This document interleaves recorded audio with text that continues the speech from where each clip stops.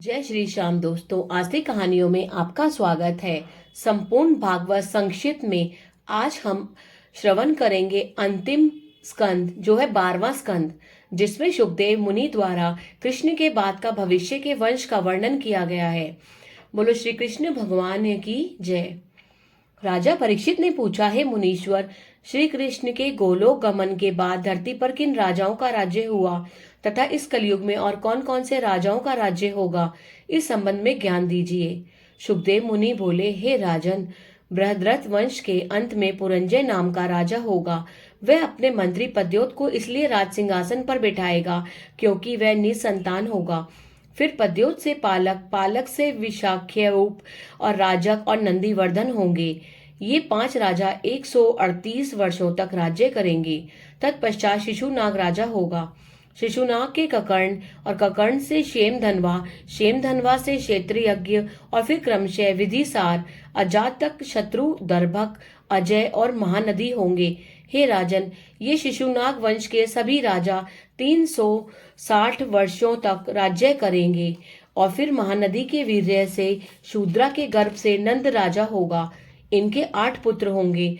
वे सब 100 वर्ष तक पृथ्वी का पालन करेंगे। फिर नंद राजाओं को चाणक्य का नाम का ब्राह्मण नाश कर देगा। तब मौर्य वंश का कलयुग में राज्य होगा। मौर्यों में चंद्रगुप्त राज्याधिकारी बनेगा। उसके वारिसार पुत्र होगा। फिर क्रमशः मौर्य वंश में अशोकवर्धन, सुयश संगत, शालीशुक, सोम शर्मा, शतधन्वा और शतधन्वा से बृहस्थ होगा।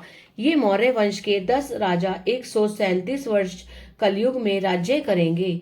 इसके उपरांत बृहद्रथ के सेनापति पुष्पमित्र के वंश में जो राजा होगा वो क्रमशः इस प्रकार है: अग्निमित्र, सुज्येष्ठ, वसुमित्र, भद्रका, पुलिंद, घोष, वज्रमित्र, भागवत और भागवत का पुत्र देवभूति प्रसिद्ध राजा होगा। ये 10 शुंग नाम से विख्यात होंगे। इनका कलयुग में राज्यकाल 112 वर्ष का होगा। तदनंतर ये पृथ्वी कान वंश के अधीन हो जाएगी, क्योंकि देवभूति को मारकर उसका मंत्री वसुदेव कांडव वंश का राजा बन जाएगा। उसके बाद उसकी अगली पीढ़ियों में क्रमशः भमित्र, नारायण, सुशर्मा आदि राज्य करेंगे। सुशर्मा को मारकर उसका मंत्री बल नामक शूद्र कुछ समय तक राज्य करेगा। फिर उसका भाई कृष्ण राजा होगा। उसकी अगली पीढ़ी में क्रमशः शांतकरण, पौर्णमास, लंबोदर, चिरिलक, मेधस्वाति, दृढ़मान, अनिष्टा कर्म, हालेप, तलक, पुरुष भेरु, सुनंदन तथा चकोर नामक राजा राज्य का होगा। चकोर के 8 पुत्र होंगे, जिनमें अंतिम शिव स्वाति होगा। उस शिव स्वाति से क्रमशः गोमती से पुरीमान और उसके मेधशिरा। फिर क्रमशः शिव का स्कंद, यज्ञश्री, विजय, चंद्रविज्ञ तथा सलोमधी राजा होगा। हे परीक्षित, ये 30 राजा 456 वर्ष तक राज्य करेंगे। इसके पश्चात 4 अहीर, 10 गध विषय और 16 कंक विषय राजा होंगे। फिर 8 यवन वंश के राजा होंगे। इन 65 राजाओं का शासन काल 299 वर्षों का होगा। इसके बाद 300 वर्ष तक मौन वंश के राजाओं का राज्य होगा। फिर भूतनादि राजा के वंशज 106 वर्ष राज्य करेंगे। इसके बाद पुष्पमित्र और दुर्मित्र राजा होंगे। तत्पश्चात मगध वंश में पुरंजय नामक राजा प्रसिद्ध होगा। इसके राज्य में शूद्रों का बोलबाला होगा। तत्पश्चात कलयुग में सभी राजा अधर्मी, मिथ्या बोलने वाले, अल्पदाता, महाक्रोधी, स्त्री, बालक, गौ, विप्र, क्षत्रिय और वैश्य को सताने वाले होंगे। बोलो श्री कृष्ण भगवान की जय। श्री शुकदेव मुनि द्वारा कलयुग का वर्णन। राजा परीक्षित ने पूछा, हे महर्षि शुकदेव जी, कलयुग में और क्या क्या होने वाला है? शुकदेव जी बोले, हे राजन, कलयुग में समस्त धर्म कर्म नष्ट हो जाएंगे। तत्पश्चात काल के प्रभाव से मनुष्य के अंदर क्षमा, दया, बल, आयु और स्मरण शक्ति क्षीण हो जाएगी। इस काल में जिसके पास धन और पैसा होगा उसी की जय जयकार होगी। जिनके पास लक्ष्मी का अभाव होगा वह व्यक्ति धार्मिक प्रवृत्ति का होते हुए भी निर्धन और पापी कहलाएगा। न्यायाधीश रिश्वत लेकर गलत न्याय देंगे। अर्थहीन ढोंगपूर्ण बातें करने वाला पंडित कहलाएगा। जो धनहीन होगा उसे पैसे वाले चोर आदि कहेंगे और पाखंडी एवं कपटी को साधु कहेंगे। धर्म कार्य केवल नाम के लिए ही किया जाएगा, किंतु श्रद्धा भक्ति किसी में नहीं होगी। पापों की बढ़ोतरी होने से अकाल वर्षा तथा राजा के करों से प्रजा को अत्यंत कलेश का सामना करना पड़ेगा। एक समय ऐसा आएगा कि 20-30 वर्ष की आयु मानव की गिनी जाएगी। कलिकाल के प्रभाव से मानव दिन प्रतिदिन छोटे कद के होते जाएंगे। अन्न और औषधियां क्षीण हो जाएंगी। एकमात्र भूमि पर शमी के वृक्ष रह जाएंगे और वर्षा होनी बंद हो जाएगी। जब कलयुग का अंत समय होगा, तब सांबल गांव में विष्णु का कल्कि अवतार होगा, जिनका नाम देवदत्त होगा। वहीं घोड़े पर बैठकर खड्ग से दुष्ट राजाओं का संहार करेंगे। उनके शरीर पर लगे चंदन की सुगंध से ही जीव पवित्र हो जाएंगे। फिर उनके द्वारा ही सत्य, धर्म और अच्छे कर्मों की स्थापना होगी। देवदत्त विष्णु के अवतार होंगे, अतः उनकी संतान का कद ऊंचा होगा, आयु लंबी होगी। धर्म के प्रति जब कल्कि भगवान अवतार लेंगे, तब सतयुग का आरंभ होगा। हे राजन, आपके जन्म से राजा नंद के राज्याभिषेक पर्यंत कलयुग के 1510 वर्ष हो जाएंगे।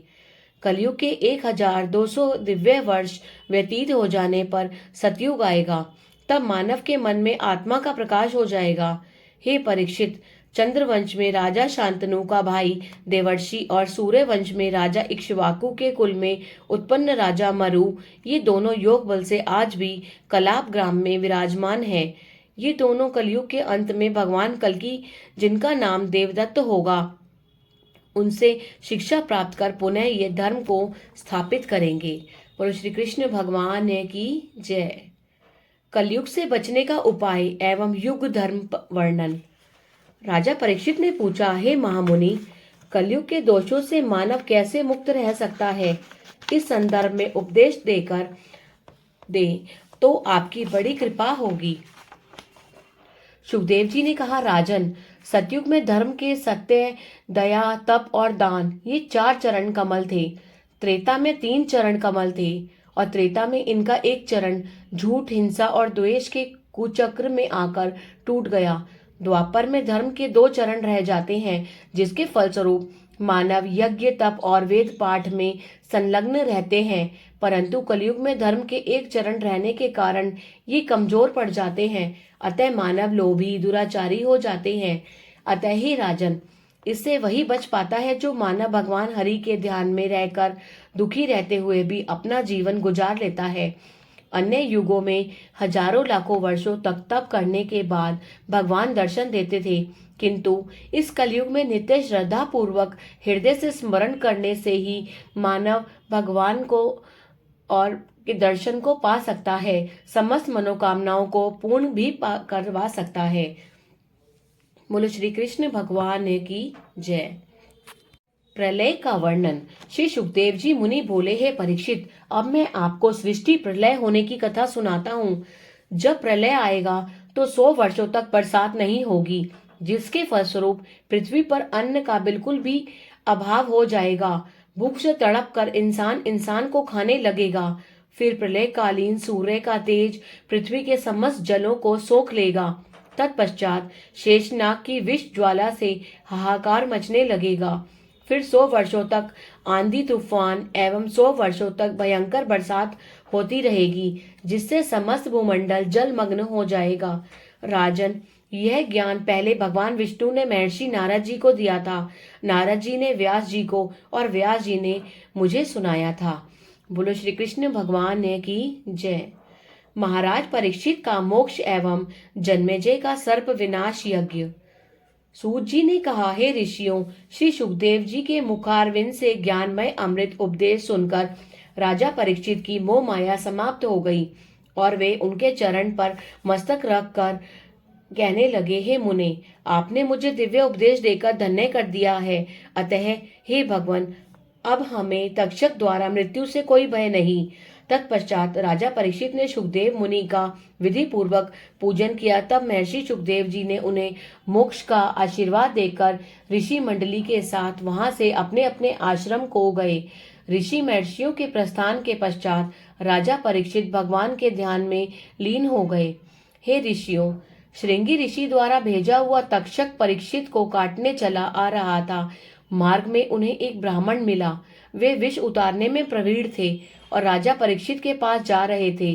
तक्षक ने उनसे परिचय पूछा तो वे बोले कि मैं राजा परीक्षित के पास जा रहा हूँ। आज विष से राजा का जीवन बचाऊंगा, जिसके फलस्वरूप हमें बहुत सा धन मिलेगा। तक्षक बोला, हे ब्राह्मण, मैं ही तक्षक हूँ। यह कहते हुए उसने एक विशाल वृक्ष में डंक मार दिया, जिससे वह वृक्ष जलकर भस्म हो गया। फिर बोला, हे पंडित, अगर आप में क्षमता है तो इस जले हुए वृक्ष को पुनर्जीवित कर दे। ब्राह्मण ने देखते ही देखते उसे हरा भरा कर दिया। तब तक्षक ने उन्हें वहीं पर मुंह मांगा धन दे दिया, जिससे संतुष्ट होकर ब्राह्मण लौट गया। तत्पश्चात तक्षक परीक्षित के फुलवाड़ी में जाकर एक फूल में छिपकर बैठा रहा।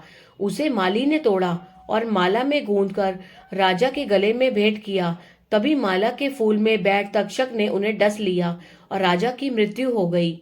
हे ऋषियों, पिता की मृत्यु से क्रोधित होकर जन्मेजय ने सर्प विनाश यज्ञ प्रारंभ किया, जिससे हवन कुंड में स्वतः झुंड के झुंड सर्प आकर भस्म होने लगे। भयभीत होकर तक्षक इंद्र की शरण में पहुंचा। जन्मेजय को यह बात ज्ञात हुई तो उसने इंद्र सहित उसे भस्म करने का मंत्र आह्वान कराया। तब तो तक्षक और अपने सिंहासन सहित इंद्र डोलने लगे। ऐसा लगा कि अब अंतिम आहुति में इंद्र महाराज भी समा जाएंगे। तभी बृहस्पति ने जन्मेजय से जाकर कहा, हे राजन, इंद्र और तक्षक अमृत पीकर अमर हो चुके हैं, अतः आप निरपराध सर्पों को नहीं मारे। इस प्रकार समझाने पर जन्मेजय का क्रोध उतर गया और यज्ञ समाप्त करवा दिया गया। बोलो श्री कृष्ण भगवान की जय। महर्षि मार्कंडेय की कथा। शौनक जी ने पूछा, हे सूची, सुना जाता है कि महर्षि मार्कंडेय जी प्रलय में भी जीवित रहे। इस संदर्भ में ज्ञानोपदेश देने की कृपा करें। सूची बोले, हे मुनियों, मार्कंडेय जी को जब यज्ञोपवीत संस्कार मिला, उसी समय से वे तपस्या में रत हो गए। इस प्रकार उन्होंने 10 करोड़ वर्ष भगवान की आराधना कर मृत्यु को जीत लिया। जब वे तप कर रहे थे तो घबराकर उनके तप में विघ्न डालने के लिए इंद्र ने कामदेव के साथ पुंजिकर स्थली नामक अप्सरा को भेजा। इन्होंने ऋषि के आश्रम में जाकर लीला फैलाई, किंतु वे सफल न हो सके तो वे भागकर इंद्र के पास पहुंच गए, क्योंकि मुनि के तेज से उनकी देह जलने लगी थी। तब भगवान नारायण प्रसन्न होकर मार्कंडेय जी के समक्ष उपस्थित हुए और बोले, हे मुनीश्वर, आपकी तपस्या से मैं अति प्रसन्न हूँ, अतः आप हमसे इच्छित वर मांगे। मार्कंडेय जी बोले, हे दीनानाथ, मुझे आपके दर्शन से ही सब कुछ मिल गया। आपके दर्शन से बड़ी दुनिया में कोई वस्तु ही नहीं है जिसे और मांगूं। हे परमेश्वर, हमारी इच्छा है कि आपकी माया का दर्शन कर जीवन सफल बनाऊं। भगवान विष्णु यह सुनकर एव मस्तु कहते हुए अंतर्ध्यान हो गए। एक दिन सायकाल मुनि जी पुष्पभद्रा के तट पर बैठकर श्री हरि की मानसिक पूजा कर रहे थे। तभी प्रचंड आंधी के साथ मूसलाधार पानी बरसने लगा, बादल गरजने लगे और कड़कड़ की आवाज के साथ बिजली चमकने लगी। देखते ही देखते चारों ओर से समुद्र उमड़कर एकाकार हो गया। उस समय कुछ भी नहीं बचा था। जीव मात्र में एक मार्कंडेय जी ही बचे थे, जो जल की भयानक प्रलय धारा में इधर उधर टकराते हुए अपनी जटा को छितराए 10 अरब वर्ष तक बहते रहे। तब वे एक ऐसे स्थान पर पहुंचे जहां पर एक पुराना वट वृक्ष खड़ा था। उसके नीचे जल के ऊपर एक पत्ते पर नन्हा सा बालक लेटा हुआ था। उन्हें आश्चर्य हुआ कि इस महाप्रलय में यह बालक जीवित कैसे है। वे उस बच्चे को प्रेम से आलिंगन करने के लिए नीचे की ओर झुके ही थे कि उनकी सांसों से वे उनके पेट में चले गए। वहां उन्होंने देखा कि प्रलय से पहले ही समान सब कुछ मौजूद है। वहां कुछ दिन रहकर फिर उनकी सांसों के द्वारा बाहर आ गए तो फिर वही प्रलय, पत्ते पर लेटा हुआ वही शिशु जल मग्न संसार देखा तो वे समझ गए कि यही भगवान की माया है। तत्पश्चात फिर मार्कंडेय जी तप में जल में ही खड़े हो गए और शिव जी की आराधना करने लगे। उनकी तपस्या में लीन रहते हुए ही पुनः सृष्टि का निर्माण हो गया। किंतु महर्षि मार्कंडेय इतने ध्यान में लीन थे कि उन्हें इन सब बातों का कुछ भी पता न चला। मुनिवर की तपस्या जब चरम सीमा पर पहुंची तो भगवान शिव और पार्वती उन्हें वर देने वहां पधारे और बोले, हे महर्षि, आंखें खोलें, पुनः सृष्टि हो चुकी है। भगवान की वाणी सुन मुनिवर ने अपने नेत्र खोले और भगवान शंकर और गौरी मैया को सामने पाकर भाव विफल होते हुए उनके चरणों में गिर पड़े। शिवजी बोले, हे भक्त, तुम्हारी परम भक्ति से मैं बहुत प्रसन्न हूँ, अतः वर मांगो। मार्कंडेय जी ने कहा, हे प्रभु, आपके और श्री कृष्ण के चरणों में हमारी भक्ति लगी रहे, यही वर चाहता हूँ। भगवान शिव और पार्वती एव मस्तु कहकर अंतर ध्यान हो गए। बोलो श्री कृष्ण भगवान की जय। 18 पुराणों में श्लोकों की संख्या। शौनक जी ने पूछा, है महर्षि सूत जी, मूल 18 पुराणों में श्लोकों की संख्या कितनी है? कृपया कर इस संबंध में प्रकाश डालें। सूत जी ने कहा, है शौनक, पहला ब्रह्म पुराण में 10,000 श्लोक हैं, दूसरा पद्म पुराण में 54,000 और तीसरा विष्णु पुराण में 23,000, चौथा 24,000 श्लोकों का शिव पुराण और 18,000 श्लोकों का श्री भागवत पुराण और छठा 25,000 श्लोकों का नारद पुराण और सातवां 9,000 श्लोकों का मार्कंडेय पुराण, आठवां अग्नि पुराण में 15,000 और भविष्य पुराण में 14,000, ब्रह्म वैवर्त पुराण में 18,000, 11वां लिंग पुराण में 11,000 और 12वां वाराह पुराण में 24,000, 13वां स्कंद पुराण में 81,101 और 14वां वामन पुराण में 10,000, 15वां कूर्म पुराण में 17,000, 16 मत्स्य पुराण में 14,000 और 17वां गरुड़ पुराण में 19,000 एवं 18वें में ब्रह्मांड पुराण में 12,000 श्लोक हैं। इन 18 पुराणों में कुल 4 लाख श्लोक हैं। हे मुनिवर, इन समस्त महापुराणों का एक एक श्लोक अमृत बूंद के समान है। जो मानव इन अमृतमय श्लोकों को पढ़ता है वह जन्म मरण के चक्कर से मुक्ति को पाकर अमर हो जाता है। बोलो श्री कृष्ण भगवान की जय। श्रीमद् भागवत रूपी सुख सागर की महिमा। सूत जी ने कहा, हे ऋषियों, आज इस नैमिषारण्य तीर्थ में ऋषि महर्षियों के महासमागम को समाप्त करते हुए अंत में मैं यही कह रहा हूँ कि भागवत पुराण की महिमा अनंत है। इनकी कथा पढ़ने वाले और सुनने वाले दोनों को मोक्ष की प्राप्ति हो जाती है।